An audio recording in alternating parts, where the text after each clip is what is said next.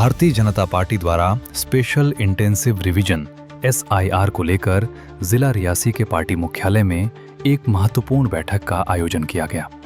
बैठक की अध्यक्षता भाजपा प्रवक्ता जोरावर सिंह जम्वाल ने की।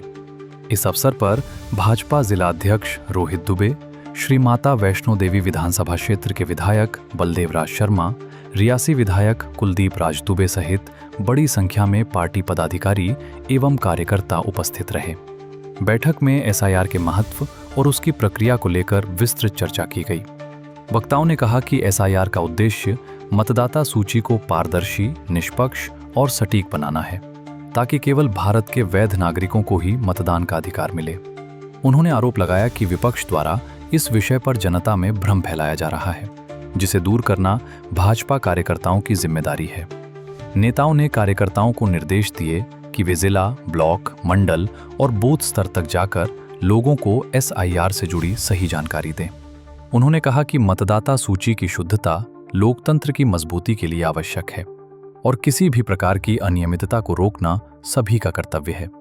बैठक में ये भी निर्णय लिया गया कि आगामी दिनों में जनसंपर्क अभियान तेज किया जाएगा, ताकि आम जनता को उनके मताधिकार और SIR की प्रक्रिया के बारे में सही और स्पष्ट जानकारी मिल सके। 5 महीनों में आप सब जानते हैं और पूरे भारतवर्ष में कांग्रेस के नामदार और शहजादा राहुल गांधी और उनकी पार्टी जो है वो पूरे देश में एक गलत नैरेटिव, एक गलत फेक नैरेटिव बनाने की कोशिश कर रही है।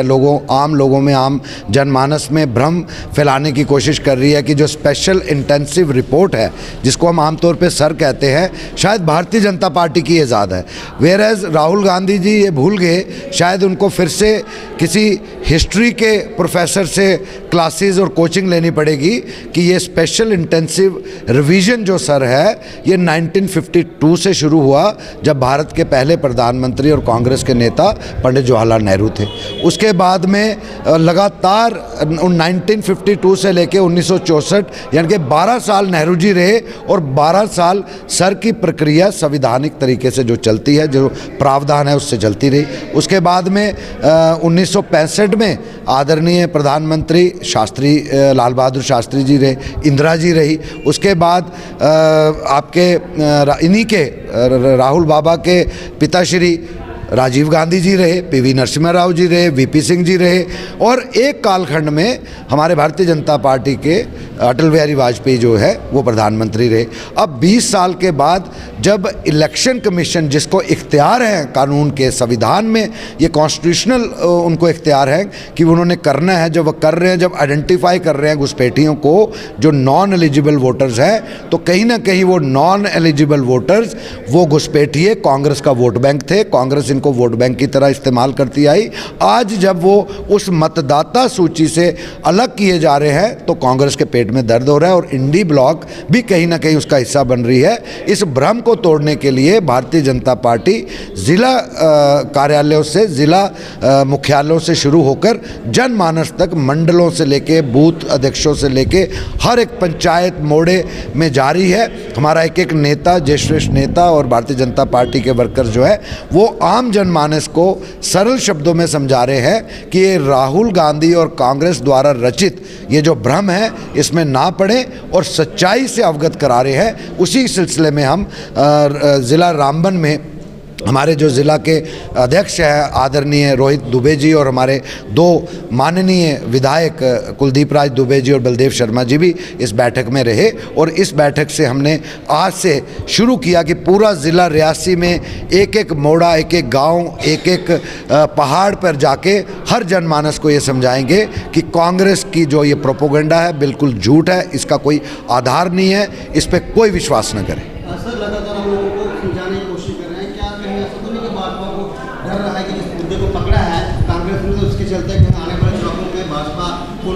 भारतीय जनता पार्टी को किसी का डर नहीं है। भारतीय जनता पार्टी एक राष्ट्रवादी सोच रखने वाली पार्टी है। भारतीय जनता पार्टी का पहला उद्देश्य राष्ट्र सर्वोपरि है, पार्टी नेक्स्ट और सेल्फ लास्ट है। ऐसी पार्टी के कार्यकर्ता, ऐसी पार्टी किसी से नहीं डरती है। ऐसी पार्टी हमेशा भारत को, अपनी माँ भारती को और मजबूत और नई शिखर और ऊंचाइयों पे ले जाने में विश्वास रखती है। उसी पे कार्यरत तीसरी बार भारतवासियों ने एक इतना बड़ा जनादेश भारतीय जनता पार्टी और एनडीए के हित में दिया और आदरणीय प्रधानमंत्री श्री नरेंद्र भाई मोदी जी को तीसरी दफ़ा प्रधानमंत्री इतने बहुत बड़े बहुमत से जो है बनाया। इसलिए डर जो है वो कांग्रेस को है। उनको लगता है कि जो बची खुची उनकी राजनीतिक जो बिसात है कहीं वो भी उनके हाथ से ना निकल जाए, क्योंकि लोगों के आगे सच आ रहा है। कांग्रेस एक बार छोड़ के 200 बार भी बाइकआउट करे, भारतीय जनता पार्टी तब भी एक भी घुसपैठिए को मतदाता सूची में कभी बर्दाश्त नहीं करेगी। सर, आपने कहा कि भारतीय जनता पार्टी के लिए राष्ट्रवादी, तो सर आपके सहयोगी पार्टी नीतीश कुमार ने एक राष्ट्रवाद दिखाया है।